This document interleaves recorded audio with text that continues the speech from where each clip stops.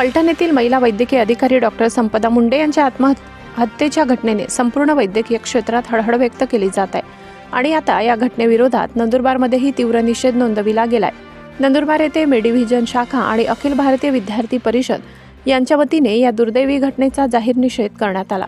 या कार्यक्रमात डॉक्टर संपदा मुंडे यांना श्रद्धांजली वाहण्यात आली आणि घटनेतील दोषींवर कठोर कारवाईची मागणी करण्यात आली।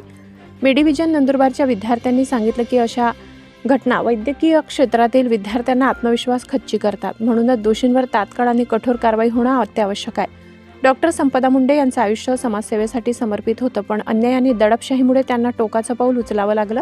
ही संपूर्ण समाजव्यवस्थेसाठी धक्कादायक बाब आहे।